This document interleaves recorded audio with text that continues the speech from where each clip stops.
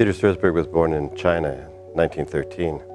His mother was half Japanese and half Irish, and his father was a member of the colonial administration, the British colonial administration in China. So he grew up in a curious kind of imperial household of mixed race, and ultimately ended up in Canada when he was very early 20s and started his career as a journalist. He had become one of the very first people working for the CBC News. This is around 1938, and the CBC had just set up a news department. And of course, like he would have been at the time in 1938, 25 years old, say.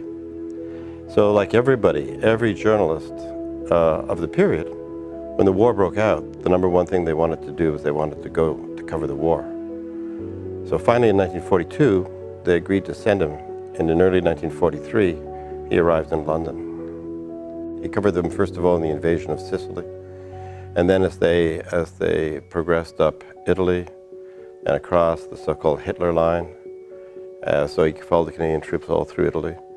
Then he followed the Canadian troops for the liberation of Holland, and then he ended up in Berlin just shortly after VE Day. And through the course of it all, of course, what he was doing was he was reporting on how the war was going from the point of view of Canada. And so it was the first time that people could actually hear what war sounded like. There's a famous piece of my father broadcasting from the Lawrie line in Italy, where you can hear him say, "Listen to the guns roar." Just listen to those guns roar. And then you hear the guns in the background. So it was actually allowed, and the Canadians were the only ones who had this technology, it actually allowed the Canadians to bring people into the sound of the war in a way that had never happened before. We're in the attic of an old Italian farmhouse that overlooks the front as it's on a slight ridge. I'm standing here looking out of a hole in the wall that was made by a shell during the fighting here 2 days ago. This house, though, hasn't really been very badly damaged. It's the only one standing that I've seen for miles around.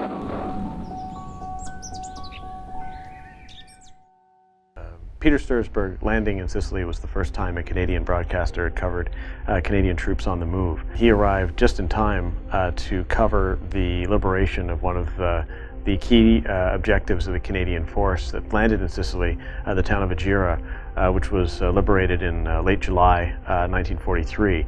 And so he came basically the evening of the battle and was able to get there when the town square had been liberated, and the Seaforth Highlanders of Canada pipe band was playing, the church bells in the background. It was able to broadcast for the first time Canadians liberating European city.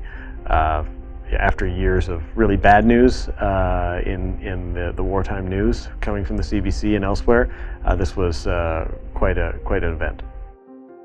During the Second World War, radio was the only electronic media. There was print reporting, there was certainly newsreel and film that had been around for some time, and photographic reporting was certainly available. But radio was at the cutting edge of technology. It was a way to bring, with only a few hours delay in some cases, or at the least a day or more a delay, reporting of real live sounds from the battlefield into people's living rooms in a way that had never been the case before.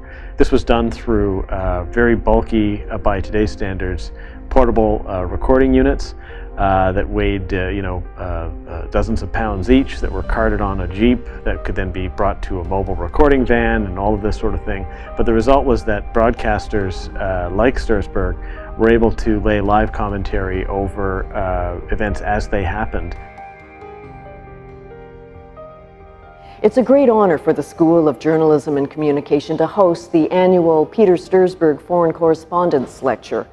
We're in the business here of training young journalists, and down the road, some of them will likely end up reporting from conflict zones.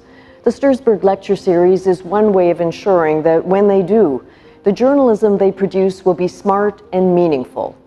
Hearing from the best of today's foreign correspondents can't help but inspire journalists of the future to do their best, and hopefully their journalism will also contribute to more informed decision-making around the world.